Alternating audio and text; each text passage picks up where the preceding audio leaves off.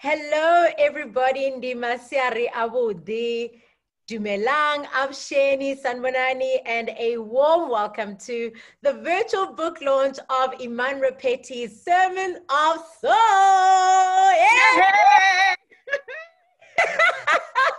So Iman, you're amazing, babe. Thank you. Now, I feel like I owe everyone listening, first of all, a very big thank you to everybody who's taken the time to register. I know I can be quite notorious about not registering for things. So the fact that you have registered to be part of this conversation fills me with exquisite joy. And second of all, a big apology for this last minute, what do you call these things again? Fascinators from way back when. And my daughter said to me, Mom, you look like you're going to a funeral and you're supposed to be celebrating the birth of your book. So it's only because of my hair, darlings. I mean, you know, I try to zhuzh it up, as they say. Girl, whatever it takes to make it work. To all of you joining us, as Iman said, thank you so much for making the time to not only register, but to actually make it here. Because, you know, so many people register, but then they don't arrive. But here you are, and we are really, really excited to have you. And all of those that are joining us via our Facebook stream as well, hello, hi to you too. Welcome. My name is Hulisani Ravele. I'm a seasoned TV host, and I'm also the host of the 947 Weekend Breakfast.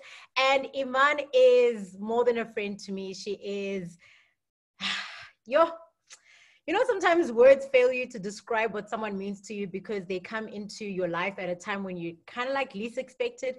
You start working together, but the relationship goes beyond work, and there is a sisterhood of genuine love and camaraderie and just celebration for each and everything that you are and all the things that you do. And that's why for me today, I tweeted her earlier and I said, Iman, it is a privilege for me to celebrate you today and to give you your roses whilst you're still here, girl, to give you your flowers and say, today, it's all about you. You see, I've got all my notes. I'm so ready. Oh my God, Huli, you know, just on that note, thank you for all the love that you've shown me. Ever since we knew each other, we just knew that we were almost kind of cut from the same soul cloth. Meetings that we've attended together, we've always been like, hey, I was going to say, isn't it funny that almost 90% of the time we wore the same color nail polish to a meeting? Yes. And these are weird colors, like who would think of that? So we really share that bond, and I love you so much, and thank you so much for all your support. All right, let's get into it as we celebrate Sermons of Soul. But a celebration is not a celebration if we don't only thank the people that make it happen, like our partners at CNA and our partners at Macmillan as well, but if we don't bring out the good stuff to celebrate a good woman, they're going to fire us later. Oh, well, yeah. I love that. And I know you Bluetoothed me some earlier, so cheers to you. And cheers to everybody. Hold on. Let me get my glass going. And to those of you that are at home, wherever you are watching us, it's a public holiday. You're also allowed to spoil yourself and to pour yourself something nice. Here's to you, Iman. Here's to you, and here's to everyone, every beautiful person that's online with us today. Alrighty, so this is how we're going to do the session. I'm going to be in conversation with Iman for like the first 20-25 minutes. And then after that, you who are joining us today are welcome to pop us a question. If you look below on your screen, there's a Q&A box there. That's where you can send through your questions, and you know, it will be an open line, as Iman used to say there at Power Talk, and will allow you to be a part of the conversation. Now, as I said, a big thank you to our partners at CNA. Of course, the book is available there countrywide. Make sure that you get it. And the team at PAN will also be posting links afterwards, and they'll also be dropping you an email tomorrow with where you can get the book and where you can rewatch today's webinar. Now, on the 26th of April, 2019, many of you who are joining us today, you heard the following words on your radio on one of the last episodes, if I can say, one of the, the last installments of Power Talk with Iman Rappetti. And she said, "My darlings, my beloved ones," as she so affectionately called us. How does one even begin to say goodbye when a goodbye means a sweet parting from you who have kept me company, you who have grown me, and you who have taken me into your lives, you with whom I have shared so much. A listener called in on that show, and his name was Stephen from Pretoria, and he said to Iman, "Iman, you're one person who never leaves someone as you found them. Your intro in the mornings has touched so many people. You always leave people with something to think of, something that is going to change their life in a positive way. That gift that you have to change or to make people feel better, whether in person or through the airwaves, may you just carry it on. And indeed, it has carried on in this beautiful work of, I'll call it a work of heart, because that's exactly what this is. She has taken the best of those sermons that we enjoyed 9 o'clock every day on Power Talk, and she's put it into this labor of love that, for me, in just reading it, I read it with a box of tissues next to me. You should have prepared me for that. I feel like she should have written that in the intro, that you're going to cry a lot when you read this book. I mean, I feel emotional, really, when you recollect that last day on Power. And I remember Stephen's call very, very well. And in fact, as he related that incident, I remembered it. I'd forgotten it for so long, that he was there at Power that day. And that has been the nature of the connection that I felt with my listeners. It's very easy to enjoy when the lines light up, because it makes you feel like, as a radio host, you matter and there's someone that's actually listening. And it can be a very ego rewarding thing. But when you get over that excitement and having the lines light up and, you know, people wanting to reach out and talk to you, that's when things really become real, because there's an invitation to openness that happens after that first moment. And that's where the magic of radio becomes more real and becomes alive, a living thing. And I always say, you can't ask people to tell you things about themselves, but not be prepared to share of yourself. And so it became a very raw and real, and I think a really honest experience with my listeners. And as you quote those words from that last day, I mean, I'm feeling those emotions all over again for people that I really, really connected with and who I really cared about, even in that space over the airwaves. Yeah. You know, when I was reading and listening back to that show, I thought to myself, you're one of a kind, Iman, and I know that you maybe hear this enough, but I want you to truly hear it and accept it within yourself, because sometimes it's so hard for us to hear praise, you know, of the things that we have done.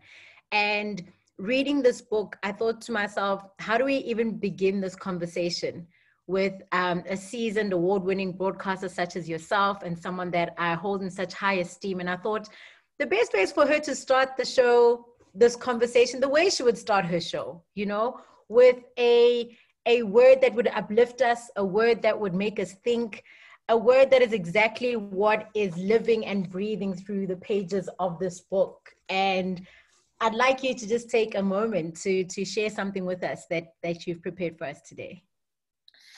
So I'm so glad that you introduced it in that way, because often people think that those introductions were purely motivational, that they were purely about tapping into a superpower that we all have been dispatched to this planet with, that we haven't yet realized or that we're yet to understand and know how to use properly. But often it was through the reflection of my own experience, my own depressions, my own highs and lows, in my own quid pro quo, in being honest for honest. You know, honest with honesty that I got from my listeners. So I'm going to read this one, and it's a very powerful one for me, because it speaks to a theme that I worry about a lot with myself, and I think that a lot of people in society might worry about, is their own consciousness or their state or connection to reality or unreality. Mm-hmm. So I'm going to read this piece entitled "A Plea for Quiet." I went for a walk one day into the maze of my own mind, eager for an answer. Falling through a trapdoor and onto a well floor, I lay there looking up, feeling myself disappear. So this is what madness feels like. I need to write this down. The time and place I first caught the cold of its confusion. What the first thought was that gripped my hand and pulled me astray. So that, like breadcrumbs or like a trusty rope in a fog, I could trace my way back to me. I try to sleep, but my thoughts are like noisy children wearing heavy shoes on a wooden floor, driving me insane with their metronomic repetition about this or that. I want to board a cloud and ride it somewhere else and fall back to the land like rain. a million pieces dispersing like the dandelion disappearing into the pores of the soil. I want to be safe from mad idiocy. I want to create a no-fly zone over my consciousness. And, you know, sometimes when I read back what I write, and I want to preface this by saying that we're often taught when we are grown up to self-deprecate, like that's the first thing. If you're doing well in your family and you're performing as a child in front of everyone else, sometimes you get told to stop showing off, or you get told to not be extra. You get your light stifled a lot of times along your journey. And I, in my own experience, was part victim to that. I mean, I always got people who praised me and, you know, who made me feel good, but there were those who did that. And so I'm prefacing what I'm about to say now by invoking that reflection on my past. Because what I want to say is self-affirming to me. Sometimes when I read back my own words, which I've written in a time of, I don't want to call it revelation or anything. I mean, I don't think that I have any of those powers, but I'm surprised by what I have written when I have allowed myself to put to paper something that I'm feeling in a moment of almost like there's another breath that's breathing through me, if anyone can relate to that. And so sometimes in the mornings when I come to Power and write those sermons, it was almost as if I wasn't necessarily writing them alone, that I was carrying with me the breath of experience from different people in different parts of the world and society. And I was the vessel for that. And so even when I read this piece, to me, it makes me want to weep in a sense too. And it makes me want to actually feel a little bit proud that, you know, that me, you know, a vessel from my own working class background, if I come from, is capable of writing things that I think are pretty pretty. I mean, they're beyond pretty. They are powerful. They move you. And I think that's always the intention of word, to whether it moves you in a good or a bad way, it moves you. Whether it challenges you or it goes into that part inside of you where you're like, wait a minute, is she talking to me? Why is she so loud? I mean, honestly, you know, and you did that every single day for 5 years. You'd invite your listeners into the safe space that for me as a broadcaster was so remarkable, because you not only allowed, but you honored and you celebrated truth and vulnerability. That is what made Power Talk the power that it is. That is what made people phone in on that last day. And you were just, and I don't want to say broken in a way where it's like, but you were broken to gratitude. You were broken to understand what it is that you had done over the past 5 years with these sermons, which for you were just, I'm sharing myself. But it's in that vulnerability that allows and almost gives others permission to be vulnerable with their own stories and with their own pain and with their own truth. And you did that. You did that. And I wanted you to just reflect on driving into the show every morning, and how would the sermons take shape in your head and then make it on paper and then make it on air? It's a truly magical thing. And, you know, it's a question I have been asked before and I don't quite know. What I know is that I love music, and I would kind of vaguely tune into everybody's radio station and everybody's talking stick in the morning to see what their big story was and what the news was. And then I needed time to listen to my hip hop or whatever music, you know, some of the kids had loaded onto my stick, which is bizarre for a person my age, I suppose. But, you know, I find inspiration in music, and a line from a song would connect to an image I'm seeing in traffic, would connect to a piece that I read in the newspaper or something that I remembered. And it would come, that's why it was like this magical alchemy of memory, forgotten moments and imagery with live revelations and things. And it would come together in this beautifully kind of, I don't know, in a hodgepodge tapestry, but you know, it would make sense and come together in its own beauty every morning. And I love the process. Like some days I'd get in and I, you know, for whatever reason was running late and only get there with enough time to get ready for the show, like 20 minutes, and something amazing would, and the page never failed me. It never, ever failed me. Every day there was something. You spoke of imagery and how, you know, as you were driving in, it would either be the images or something that you heard. And something that I know from conversations that we've had and meetings that we've sat in together and projects that we're working on together is the significance of this right here. This tree right here. And the book really features the most beautiful illustrations throughout it from Shubnam Khan. I hope I'm saying the name correctly. And this is the image of a baobab. And I wanted you to just let everybody in on the significance of the baobab in your life. And of course, you do also speak about it in the first chapter of the book, but take us in on that. So Shubnam is an amazing illustrator, and my publisher at Macmillan and Andrea Natras and the team kind of picked up on this love that I had for this tree, and it would become the illustrative influence for all of the illustrations that Shubnam so beautifully put together in the book. And I love this imagery because it's of two individuals, and it could be any two individuals wrapped around each other for support in this tree that represents so much strength and resilience and nurturing and succor. And there's a piece that I write in the book about traveling to Polokwane. And I remember famously it was for the ANC's NEC, massive, the key conference. The massive NEC conference of 2007, where there was going to be this grand showdown, between these two presidential forces of President Thabo Mbeki and President Jacob Zuma at that time, still to be.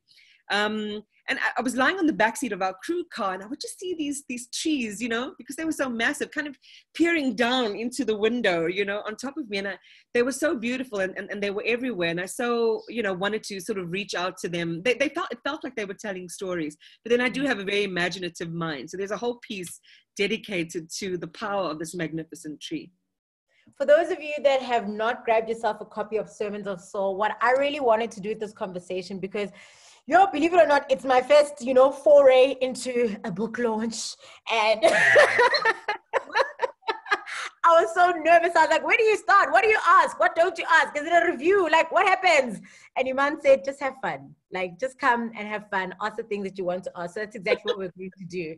And I just want to take you into some of the pages within the book, because I think for me, that is what says to a person. And that's what reminds you of taking you back to what was happening at Power Talk, but also says, I need to get my hands on this. If not for myself, I need to gift it to other people. And the first chapter is titled, Keep Your Spirit Light. It's heavy out there.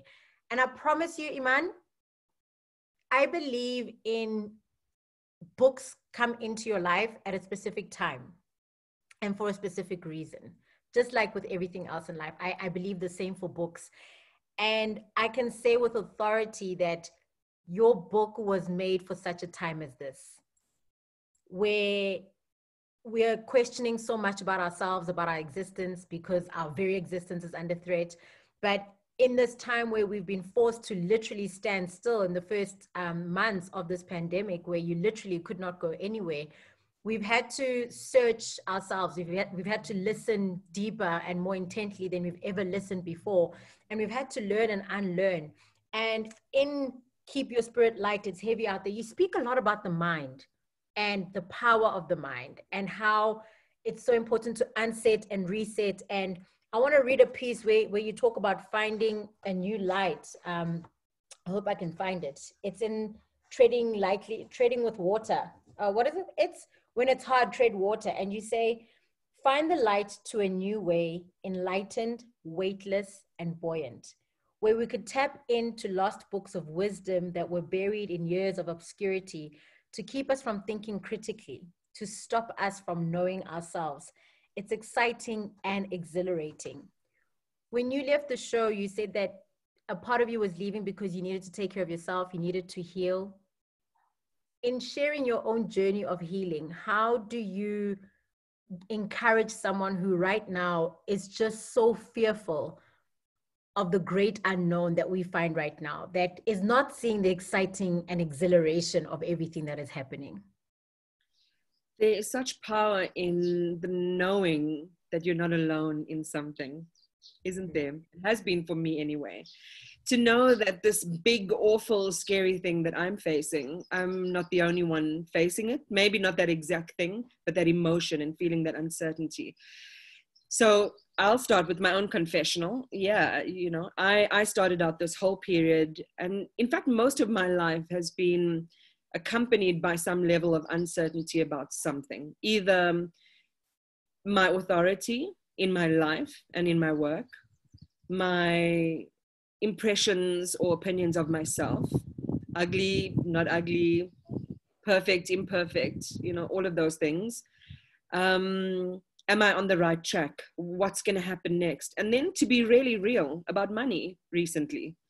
In the beginning, money wasn't a big deal to me. It just, I was fortunate and blessed to have a range of skills that I could keep employed and would keep me productive and pretty profitable. Life was good. Life was so good, honey. I think last year, taking this big leap of faith, trying to launch a business, and then it's the pandemic and, feeling all sorts of tremors. And things are only now sort of coming out of the darkness into the light because I have shunned the fear. So fear can be I don't know why, you know what I'm just realizing? Fear is similar to the way we think about death. Like this is, if that could happen, that's the worst thing ever. And actually, if you think about it as a catalyst or as an ally, that fear can be your ally because it triggers you to do the thing that keeps you from going where fear says you would go. So fear says you're going to be unemployed. So your trigger then is to stay employed or to create your business or to divine something amazing. So it is an ally in that moment. Fear about if you lose your partner and maybe you really don't want to be with them, but you're fearful of leaving for whatever reason. Fear can say to you, time's up on this negative codependence. So find another door out of the situation. Fear can be an incredibly empowering thing if we just change our lenses. When things happen to us, it affects our glasses. I mean, I call them the glasses through which we look at life. So if you're hurt or maimed, your glasses suddenly take on a different tinge. Everything you see is colored with that maiming or that damage that's been done to you. But if if those experiences are a way of helping you sharpen your lens to see the picture for what it may really be, even inside your situation, it can be really, really empowering and powerful. You have to allow yourself to go to that place of, if that's the worst that could happen and that, what else is stopping you? If that's, it, like it's something that you're sure of. But I guess when it comes to death, the only thing that you're not sure of is the date, but it's going to come. So why not push yourself to the limit and push yourself into those things that the worst that could happen is that it doesn't happen, but that. Yeah. So one of my really good friends, Ben, died, and Ben said he was one of the editors-in-chief at ENC, and him and I were good friends for a long time during my career when he was in South Africa, and then he passed away, and he was of similar age to me, beautiful family, beautiful wife, all of that, and I thought about the things we would talk about and the adventures. I mean, he had lots of adventures. Let me not fool anyone about that. I mean, he was always, even when he passed, he was on a scuba, expedition in Mozambique. But I often think about him, and I think about people like Mum Thandi in Ndlovu, who was such a beautiful friend of ours and such a great mentor to my son, and somebody whom I'll never forget. And her picture just popped up on my timeline yesterday or the day before, saying it was 4 years, and there was a picture of her and I having lunch in Rosebank. But what they do is they serve as totems of reminder that, that, again, like you say, what's the worst that can happen? If you just do the thing you're most afraid of, if you just pursue the thing that you really want to pursue, the worst that could happen is that it didn't work and then you try another way or you try something else. But while we're here and others aren't, I feel like we kind of not owe it to them, but we owe it to ourselves to push ourselves to the limits, to do the things that we think are undoable. I came across something earlier that was talking about, you need to take the first step and just trust that the next step will show itself. But you're not going to see the 5 if you don't take the 1. Like, you need to literally take the 1. In Elixirs, as well as the Elixirs Feelings and Fantasy, which was one of my favorite chapters in the book, because I was just like, whoo, yeah, no, I feel this. I'm this girl that's just like, I feel too much, I feel too little, it's a lot. It's a lot. And, a lot of people are talking about COVID has been a time of, this is where you're going to see who's really for you. This is a time where you're going to see who's going to check up on you. And the people that don't check up on you are not for you. And it's just like, it's been mind-boggling. And I think the realization when I read this particular sermon that spoke about let's consume each other more, it made me realize that yes, there are a lot of people in your circle, and there'll be those that you check on, but there'll be those that you are consumed by, that you are just so within. And I want to read this before you reflect on it, because you, for me, are one of those people that we might not talk often, but I know that when something comes up for you, I will bet on your team any day and I will be present. And it wasn't a conversation that you were having with Lynette Ntuli after your first book launch, Becoming Iman. And you said a significant 24 hours before, no, the red carpet reality that had marked a significant 24 hours before. Showers of blessings had doused me, and I had proof that living a dream was a beautiful thing. In the moments marking the waning of my book launch party, the numbers got small and the conversations got deeper. And my sister, Lynette Nduli, herself a business powerhouse, leaned in and said, Iman, it is easy for us to say we celebrate each other. We can all go, wow, you're wonderful, you're amazing, and pat our brother or sister on the back. But what we have to do more is to consume each other. The champagne and whiskey glasses clinked and the conversation moved on, but I dwelled on that thought. Lynette was referring to support, the material support that we throw behind each other's efforts, the irrefutable proof that yes, indeed, I am invested in you. Reflect on that sermon of let's consume each other more, because I think we're going through such a period of awakening that if you're the same person you were before COVID-19 started, you haven't done yourself justice. Sure. I mean, that's a huge statement, because, you know, sometimes stuff happens to us and we are a victim of something that happens to us, and we are reactive instead of proactive. And some would say, how could you ever prepare for a pandemic, and how could you say, exist through this period joyfully, like it's a big schoolroom and you're going to learn all these amazing things. And so it is such a striated experience for so many different people, depending on your background, your income, your concerns going in, the work that you had to do. But all of that aside, when Lynette and I were having that conversation, and yeah, she's also one of those people that I really respect and I look up to. And you don't need to be an older person to be looked up to, just by the way. I mean, I look up to you in so many ways, really, for your wit, for your razor sharp mind. And I think a lot of people don't know that you're actually a pretty smart businesswoman. And the world is going to feel the effects of your, your business prowess soon. But the point I'm making in that piece is to say, we can big up each other, and that's great. And that's a start. But where we should continue the work is to, if you know that someone has written a book, buy it. If somebody is launching a product that if somebody needs your material support, give it.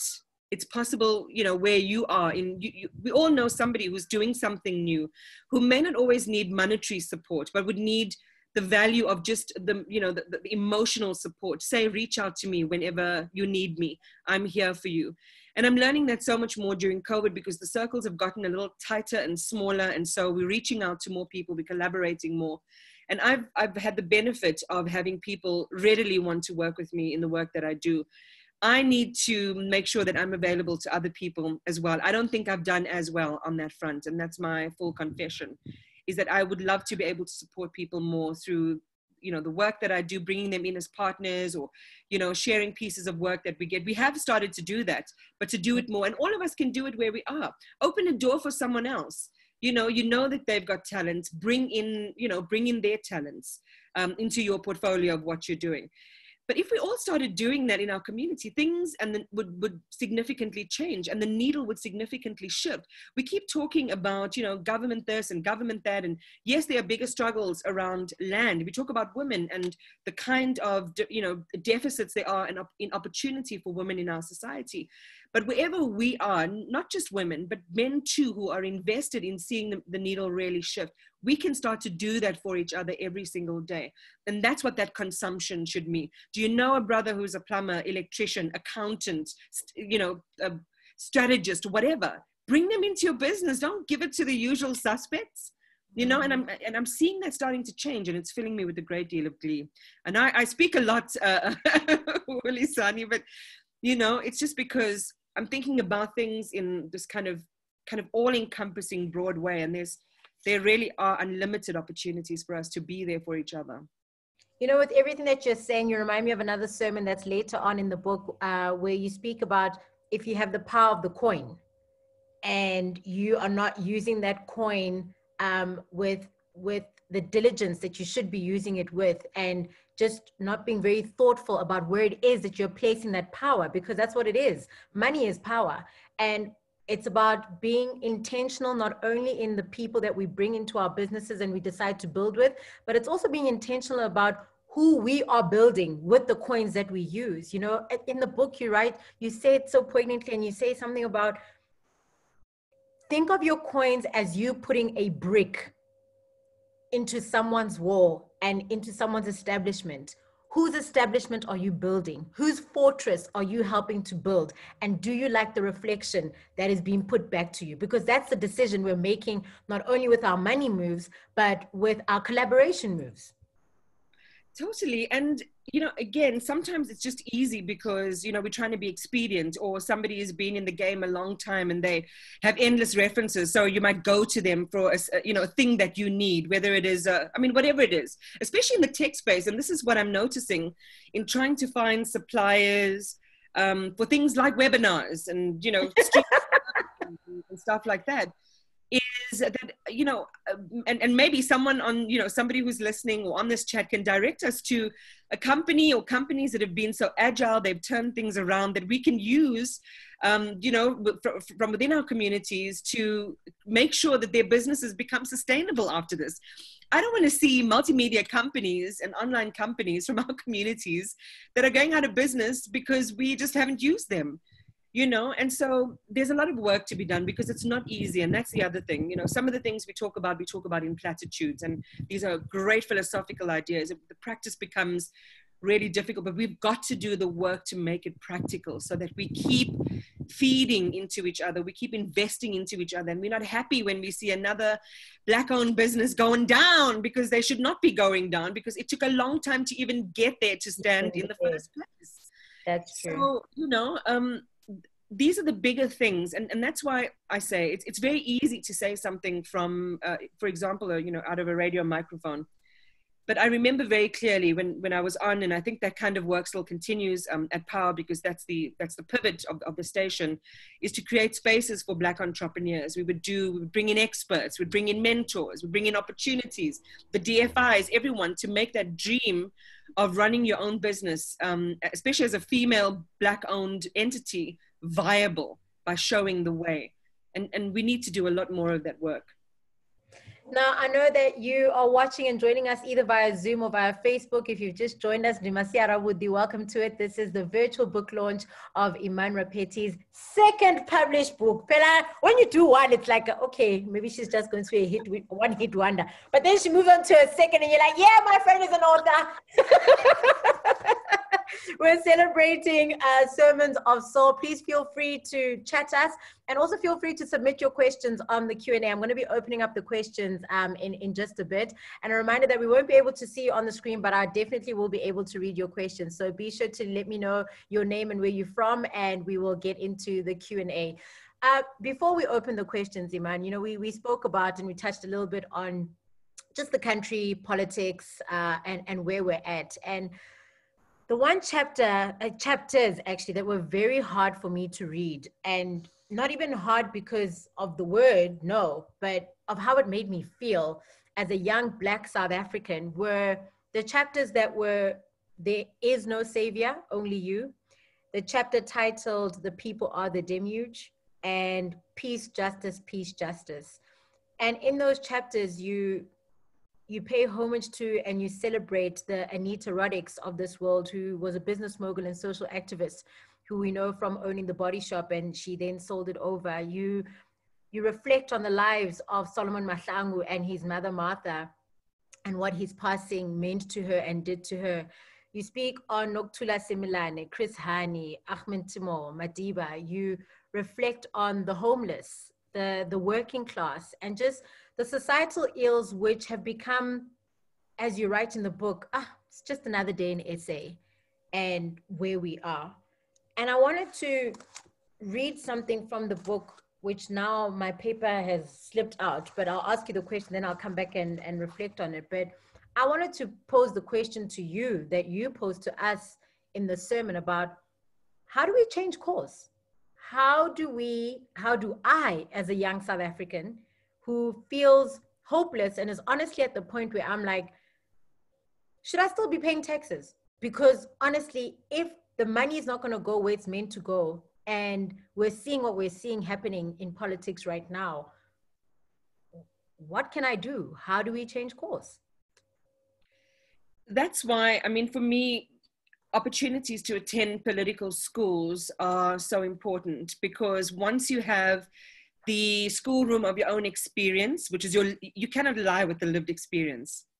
It is your street, it is your family, it is your dad and mom or caregiver who's experiencing a certain thing, and that's lesson number one. Lesson number two is the reality of what you can see with your own eyes and hear with your own ears in the society in which you live. So if you've got to bribe someone to get papers at a Home Affairs office, if you have to sit in a bench in a public hospital and potentially die in a waiting room because the system doesn't work, or if you have to have a prescription filled, but because of corruption or whatever, there is no medication. I mean, the list is endless and we can do this for hours. Yeah. But those two schoolrooms are brilliant educators for us, along with the wisdom of people who have the architectural view of what's going on, both the legacy and the contemporary. What was the history and where are we now? So we have to do that work in understanding in very real terms what our situation is, prescribe our own medication, and make sure that we have access to that medication. So in this political system, what is the affliction and what is the correct medication? For me, if we lose our political agency and we get caught up in, you know, somebody else's desire for where they see the country or who should lead the country and all of those debates, that to me is to make the first mistake. You have to own your opinion. You have to own your conviction.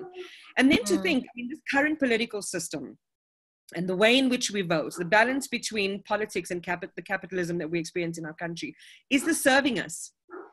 If it is serving us, then go ahead and continue to endorse it in its current form. But if it does not, then something fundamentally has to change. And I'm very lucky to be surrounded by young people who challenge the traditional view almost every day. I'm having debates and arguments with young people about something or the other, and it makes me sometimes uncomfortable. But when I think about it, once I surpass the wisdom of my ego and that I should know the right answer, and I give their views a chance to settle, you know, in the meadow of my mind where it's non-threatening and where I can actually entertain the ideas, I realize that the old ways need to be dismantled because they're not serving us, nor are they serving this generation and the generation of young people in our country. I am happy and I am hoping to host a series of conversations in future where we can begin to draw up the architecture of a new way for ourselves as Africans politically, in a way that the dividends are spoiled, that the spoils are shared equally or equitably in our country. I'm sick of the system. It does not work. I cannot stomach to read another headline about corruption in any way, shape or form, and to hear of another task force and another this and another that. Another probe, another inquiry. I'm so sick of it. And I really think that we need, something has got to give. Yeah. I'm not sure what yet, because I'm feeling very emotional right now, and cheers. So I'm on the front, but I think that we do need, like we had in the mass democratic movement that finally broke the back of apartheid's grip on our country, we need new political schools in every district in this country, fueled and generated by young people as well, with a mixture of legacy thinking to help us make sure that we're on a balanced path to redesign the architecture of where we should be politically and from an economic perspective. That's what I'm interested in, but I don't have the answer. We need to own our narrative. I think that's what it is, Iman, because for me, I think as a young person, what makes it difficult is that often when you do speak up and you do have a voice, you are met with the backlash of, but what do you know? You know, you actually don't understand what this political party meant to us and our emancipation as a Black people. And it feels as though because you're not a part of it, you can't say anything, you know, because you're a clever Black, you can't say anything and you can't do anything because you're coming from a place of privilege. And I found the excerpt in the book that I wanted to read from. It was from Revolution and Chocolate Milk. That was the title of the sermon. And you said, I love that title, first of all, but you say in the sermon, are we sleeping while we are meant to be alert, vigilant, on duty, true custodians of our very expensive freedom? How do we stop, reflect, learn, and change course? Let us pause for thought and, like army generals, calculate what we have and what is still lost and decide consciously what we must do. Dissipate the energy among ourselves, fighting each other, or pursue another course of action. A fork lies in the road. Which path will you choose? And that for me perfectly echoes everything that you've just said now, where you got to that fork personally in your own life, and you've said, this is what I'm going to do about it. And what I get from what you're saying is that we need to find the agency within each one of ourselves and say, what am I going to do in my own space? Because eventually our collective efforts will start making the difference.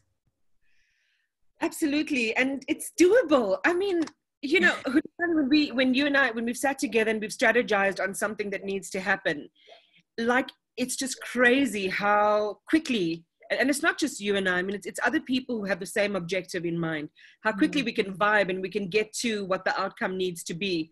That I think that there are so many more, I wouldn't say like-minded, because we're similarly minded, maybe, because we might all be a little bit different in our interpretation of what the priority is. But damn, I mean, I can see these like political schools and this connective tissue just forming around the country around a new way, saying, no, Futi, we're not again doing this that way. We can't be those ones that say, you must understand, this is how it's always been done. So, and I'm not even talking about it, because, you know, someone was joking and said, oh, Iman, I want you to be president. I would hate that job. First of all, it's not, I was going to say something mean, but thank God I restrained myself. I was going to say something about the pay, but I'll keep it to myself. I was going to say it's a very tough job to do. And we do need, you know, a different way in which we you know, in which we hold power. And share power in our country. Just by the way, I want to turn my camera really quickly onto the young revolutionaries that were so we tried to mimic the book launch at my house, and then at the last minute we couldn't find the right position, so we had to move the chairs, we had some chairs set up and whatever. But I'll just show you my girls really quickly, and these are the guys that are with me. Guys. Just these are my thought leaders, as I say, you know, in my home, keeping me grounded, keeping me real. And these are the ones that we need to include on the conversation. Speaking of including others in the conversation, thank you so much for all your questions that you're submitting via the Q&A box. Just have a look below and you'll see it says Q&A, and just post your question there. Let me know your name and where you're from, and I'm going to be firing your questions at Iman. I got a question from Melissa Kalsa. I hope I'm saying it correctly. First question, she says, what is Iman's power song to get ready for the day? Guys? Oh, I've got so many. That's the thing. It can be, you know, Kurdish drumming. It can be, what? Okay, Post Malone was my big anthem. So I'm gonna, I don't know, anything hip hop, anything conscience raising. I mean, I love, you know, stuff from Broadway. I love hip hop. I love opera. I love traditional music. Okay, I'm gonna give it to who's Amazulu? Amanda Black. Amanda Black, yes, I was watching her live performance of the song the other day. Phenomenal. Really phenomenal. I mean, I got to give my other ladies props. Who, oh, gosh, I can't think of a single name now. So Melise, I will tell you one thing. When I say Iman is musical, I literally mean like any genre, anytime, anywhere. Don't see Iman this serious. Like, I remember the one time when I really kind of like met Iman for the first time was there was a party after something at Power, and we were at, is it Churchill's? Is it called Churchill's? That place Churchill's, yes, it was Churchill. Yeah. And there was Iman like breaking down to this hip hop. And I was like, oh, she's not as serious as she is on air. And it was such a shock to my system. Funny though, like people do think I'm incredibly like raw, but I'm not. I mean, I think I'm pretty cool. You are very cool, Iman. Not pretty cool. You are very cool. Melise continues to say your imagination is insane and resonates with me. I've started writing over the past year and I battle to lasso the words onto my page because my mind is like a team of stallions being chased by wildfires in a forest. Wow! She's already off to a good start. And I know Melise personally. Wow, that is beautiful. That is beautiful. And keep writing. I mean, a lot of people say, you know, like, what should I do to start writing? You've said it yourself, just start. And no one is looking for another Salman Rushdie or another Iman Rappetti. I know I deliberately put myself in the same category as Salman Rushdie, but anyway.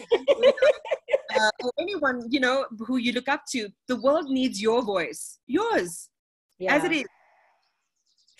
Tirona Moodley says, you're so spontaneous and obviously you own your thought. Did reading the news confine you or did it open up your mind more? Yeah, the news was just sad. I think that kind of led in the end to me wanting to leave because it's one-dimensional. It's mostly about the bad and the gut-wrenching. And I don't feel like we stay with those families and those experiences long enough.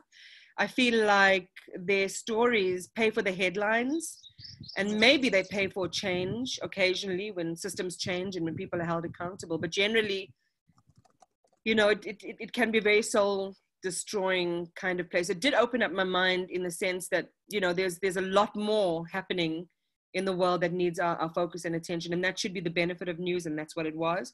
But we can do better than news. Even there, I feel like there's a different way that we need to do news. I think about it now and my very stiff hairstyles and, you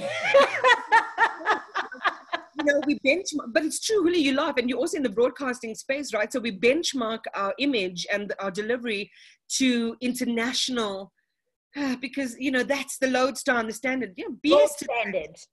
Yeah, BS to that. I feel like there has to be a different way of storytelling that we can bring into our own mainstream. I mean, what is the African mainstream? Is the African mainstream a clone of European and you know, American or, you know, news that comes from other parts of the world? What is the African mainstream when it comes to news? We need to find that, create that, and be loud about it. Totally. Al Kunene has a few questions. I'm going to pick some. She says, is it true that our souls know our secrets? Would you please expand or dwell on that thought? Ooh. Did I write that? Because then something must have happened. Look, I think I'm not sure if self-knowledge is, you know, something that we just carry with ourselves. I think you have to tune into that frequency of your real self. I mean, I was thinking as I jumped out the shower this morning that I feel like I'm becoming a more honest version of myself. Like I'm not so hygienic in my thinking or in how I thought I could be. And that hygiene was created by religious structures, the good girl I thought I was supposed to be, the social constructs, the programming. And if I don't know if I'm conflating that with soul or whether that's separate from soul, but I don't think I fully know myself. And so to answer that question, I don't think that we can, the answers are there. It's whether we're able to tune into them. That is the gift and the magic. And whether we're willing to, honestly, because I think that the whole thing about learning and unlearning and the journey of healing is that there's a lot of pain that you're going to go through. There's a lot of, if you want to understand the stories that your soul has to tell you, you're going to have to go through a lot of pain because it's going to reflect things back to you that you might not even know and understand about yourself. But the power in that, for me at least, is just, it's worth the journey. It's worth the pain. It's worth confronting those things about you that once hurt you. Because in what you're saying, Iman, about you forget what it means to be the good girl. You move out of these constructs and these confines that define, especially us as women, of what you must be and what you must not be. And you just start to truly live your most authentic self. And that's the biggest gift that you would do for anyone and everyone. There was actually a question around women that I think is so important now, of course, with us celebrating and commemorating Women's Month. And it comes from Veronica Napier, and she says, you know, South Africa somehow feels both empty and sad in our present experience as women here. How can we galvanize women, all women, across culture, language, class, color, age, to stop the terrible war against us and our daughters? Why have we not been more active and more angry? What are your thoughts on that? I mean, just off the bat, although I do think that that question needs more reflection, is we often impose a timeline in society for when things should happen, when our consciousness and our collective experience isn't synchronized. So if I woke up 3 years ago to the fact that I feel very strongly about being abused, or needing to fight a battle around equal pay for the job that I was in, or whatever, I can't expect every woman to have had that awakening at the same time as me. We put a lot of pressure on women to do this or that, or to act on this or that, assuming that they've had the benefit of our experience, which brought us to this point of an epiphany. Having said that, though, I think that a lot of times when I've been woken up, it's because somebody showed me that I was sleeping. Duh. I didn't know I was sleeping until somebody showed me, or a situation showed me. And so in sharing the information, as I'm noticing with Women of South Africa and these monthly webinars that they are having around women's economic emancipation, is that there are a number of things we didn't know as women we should be asking for, or that even existed. For example, many women might not know that we are getting paid significantly less for similar work that men are getting paid more for.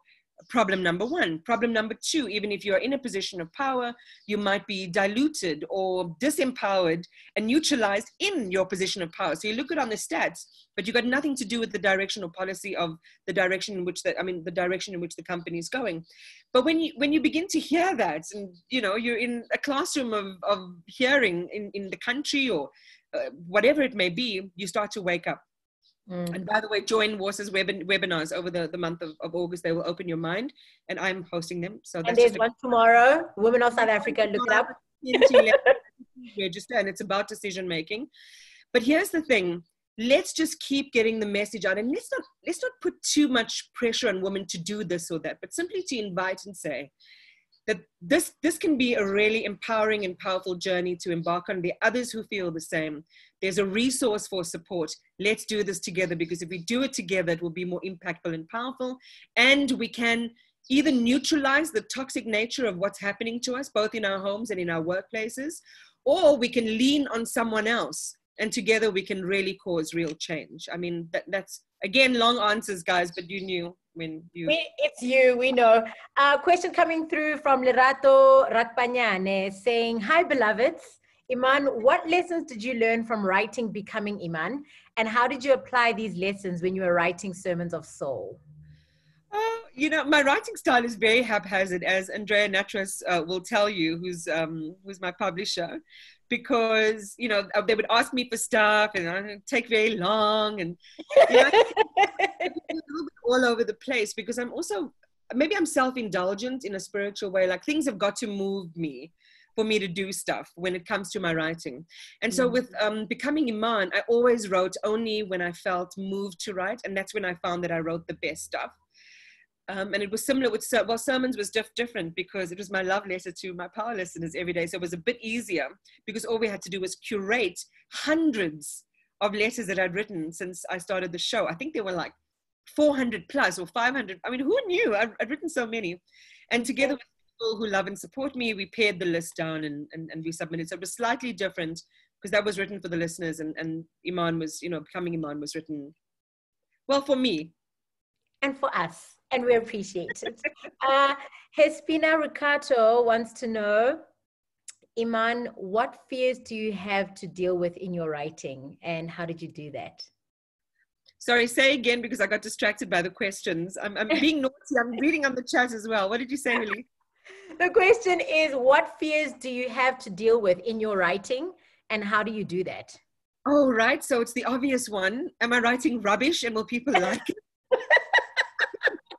Like, even now I'm like, oh my God, the book's out there. What if they hate it? And then I've got to remind myself that, first of all, it is such a blessing to be able to say that I'm an author. It's something that I imagine my future self to be able to call herself a writer or an author. And so I'm really glad that I accomplished that, and I'm very glad that I was given the opportunity to do so by very kind and loving people. But the fear is on a secondary level, like, what if everyone just really hates it? But hopefully they love it. It's amazing, Iman. And I mean, I'll reflect on it in our closing, just what it did for me and meant for me. There's one particular sermon that you write right in the beginning of Keep Your Spirit Light, It's Heavy Out There. And Edward Danisa actually has a question in relation to it. And it's a sermon titled Righteous Indignation and the Folly of Dogma. And the question from Edward is that you state that you're an atheist, but you believe in God. Can you expand on it under righteous indignation and folly dogma? Did I say I believe in God in Sermons of Soul? I feel like you have never said that, but I'm reading the question as Edward wrote it. Me, I'm a host. I'm relaying. If you want to dispute, you must dispute. Edward, I think we're going to need to go to Africa Check for this one. I'm going to need to reread the chapter. But it's an evolving thing. We're so desperate for labels and destinations of belief, so tell me what you are, what is the name of what, and, I don't know. I mean, I called myself one thing once and a second thing another time and a third thing a third time. And right now I'm so aware that there just has to be so much more to our existence than this linear monochromatic idea of being. And I see a representation of higher beings in human beings with their generosity or just caring for people when they don't need to. And those expressions are very important to me. I know that I feel like there are energies that protect me and look after me. And those energies are fueled by things like my mother's prayers or people who pray for me or who wish me well. So there's power in there, but I don't know what to call that. I don't know what name of it is. I don't think there's a search for it either. So that's all I can say on that. I think for me, just to echo on that, it's also always so important to just, as a people, as we're learning and getting better and doing better for ourselves, is that to understand and hear what other people are saying about their beliefs and where it is that they are at, and not necessarily always being so quick to try and convince someone of your own belief. Like, let me hear you, respect you, and hold you in your light in which that you stand for. And it's important to not be quick to call anything that is different demonic, because that for me is always the challenge when it comes to these things. Why too quick? When I was growing up, I mean, so we had the big tent meetings where we grew up, and we spent too much time on the devil. Somebody was saying on the chat, Huli, about us needing love, and love is such a powerful elixir, and I feel like that's the cup that we should drink from every morning, and like 6 times a day, and just before we go to bed at night. I'm typing to admin, Eileen, our admin, saying, may we please have 15 more minutes? I'm hoping she's going to say yes, because I want to get through as many of your questions as possible. Stephanie says, Iman, congratulations on your success. When are you coming back to our screens? And I will marry that question with an anonymous attendee that says, would you go back to radio? Oh, and then they write Zuko. So Zuko wants to know, would you go back to radio? And Stephanie wants to know, when are you coming back to our screens? You and I both know when I'm going back to the screens, Huli, and that will be unribboned and unveiled at an appropriate time. But I do want to say, hopefully, if the South African and the African and global public will have me, those irons are certainly in the fire. Radio, I would love to do, but I'm in a state where I want to recreate everything. I just don't want to do it as the way it's been done. I'm spending a lot of time on my business, Rappetti Com, which is a communications business that I run with my partner. And so that's taking the lion's share of our time, just dreaming up new things to do in the communication space. But radio and television will always be very close to me. And of course, and that's what that's all I can say to you. She'll be back. Trying to trim down, Huli, so that I can fit into the screen. The answer to the question is she'll be back. Don't worry about trimming down, girl. Wide lens, everything is fine. We all fit these days. It's fine. Janine says you should definitely consider podcasting because we miss your insight on radio. I think that's something you should think about. Just throwing it out there. Show me how to do that. Don't worry, we'll work it out. Between you and your revolutionary squad, trust me, you could have a podcast out by the end of the day. Sitya wants to know, hi, Iman and Hulisani. Sitya from Greenstone. I'm a law graduate who loves literature. Is writing a profitable endeavor in South Africa, or is it more a matter of passion, where someone who decides to invest in something like writing a book should understand that they won't make anything off of it because South Africans don't read? Yeah, CK, I'll say spicy. Yeah, it is. Well, okay, so I'm going to answer it this way. I think that if you write a book that captures the public's imagination, there's certainly a lot of money to be made for it. I know a lot of authors who've gotten rich off writing in South Africa. If you have the right, marketing and distribution, you can certainly make a lot of money. I can't retire off, writing books. So for me right now, and I'm just grateful to be a writer and for people and, just to buy my book in the first place. But certainly it's something that, as I say, if you've got that thing, people will buy, and people do actually buy books, Sihle. People like me, I'm an avid reader. So Sihle, write that book so that we can buy it. As on please. Londiwe says, Londiwe from Pretoria, first, thank you both so much for such a soul enriching launch. Thank you very much, Londiwe. Iman, you guys spoke about how we need to be consumed with each other, and you mentioned how this could be achieved materially.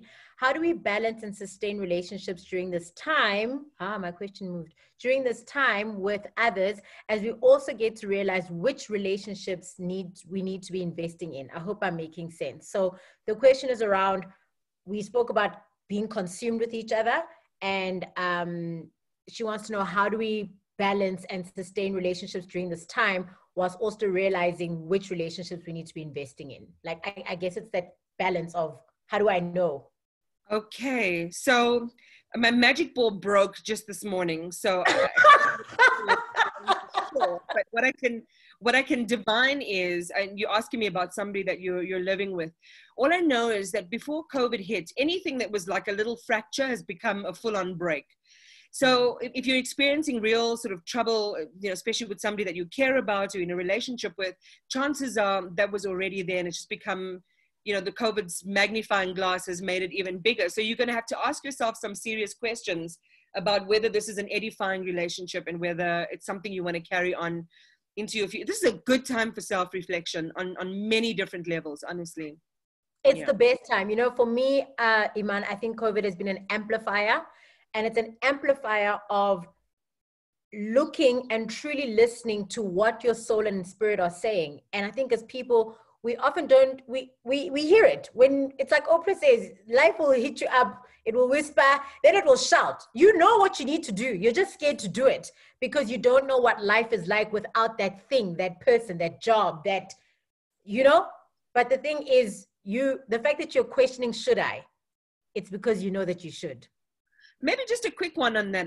All I will say is, without, because I don't want to hurt anyone, is saying that when I decided I needed to move on from people in my life, I did it with love and love for myself. And I've never made a mistake in that regard.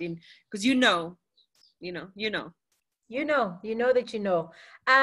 Makai Plea, I hope I'm saying that correctly. Muchehwa says, hello, Hulisani Iman, love you both. Thank you. I just want to know, how do you keep strong and going? How do you keep on keeping on? I wake up in the morning with a song in my heart. I really am. I can be irritating sometimes. I really enjoy living most days. Some days I do want to jump off, I'll be honest, but most days I just enjoy being here and I enjoy my children. I enjoy my adopted children. I enjoy the people that I love in society, the people that I choose to love, and those things give me joy and they give me purpose and meaning. And I'm really happy to be alive, to be honest.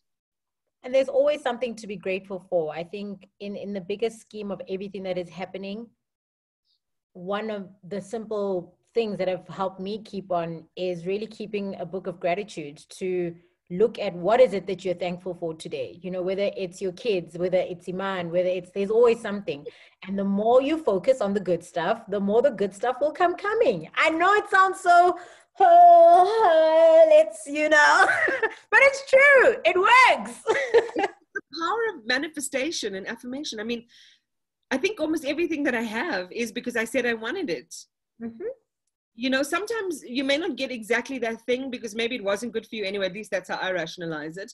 And if I remember my Bible, I think it confirms it. But I think that when you project something in your subconscious and your whole being works towards you achieving that, because you don't realize it. By saying it, you are actually directing your own steps. So people have wanted to meet, projects I've wanted to do, that's happened because I've projected that with my mind and I've claimed it. You've literally put it out there. All right, I'm going to read one more question and then we're going to wrap this up, even though we told Eileen, Iman and I can keep here for 2 hours. We can have this conversation going until, but such is time. Busisiwe Mkringwana says, mine is more of a comment than a question. Iman, thank you for your honest take on the news. I felt the same way in recent times and the narrative is so played out. So thank you for being you. Thank you.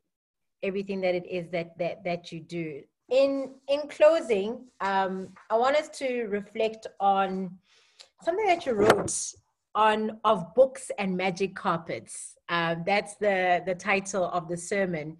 And you speak about your love for books and how books have fueled revolutions and revelations. What would you say this book is in terms of its revolutionary status and the revelations that are lying within its pages for those that get it? Yeah, that's a hard, you chose the hardest question to end with.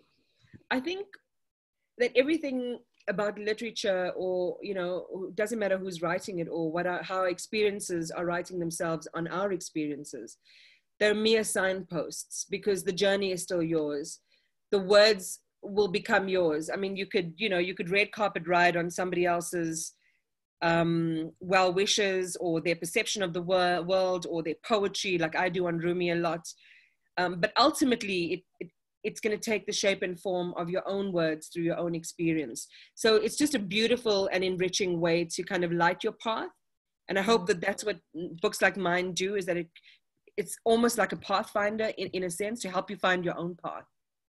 And that's exactly, I think you encapsulating it so perfectly. That's what this book has been for me.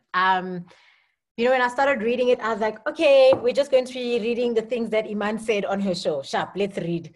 But I found myself having to put it down almost after every 2 or 3 sermons, because I had to take it in and just let the words just fill me, you know, and let the words speak to me. And I want to leave you with your own words. Is that okay? Can we do that?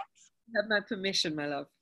I want to leave you with your own words, because from the young girl in Phoenix who grew up wanting to be a voice, I want to remind you, and I want you to hear me when I say you are that and so much more. You are what you wrote in your book, that you need to learn to honor and acknowledge what is best in yourself, and then to begin to share that with a very select group of people who will know your true value and appreciate the fortune of your time and attention. To not meet yourself out in hurried shots to all and any who venture into your space, but for them to know that to have a part of you is to have a part of a treasure. That it is a moment to be savored and not hurried over. That it is a privilege not to ever be taken lightly.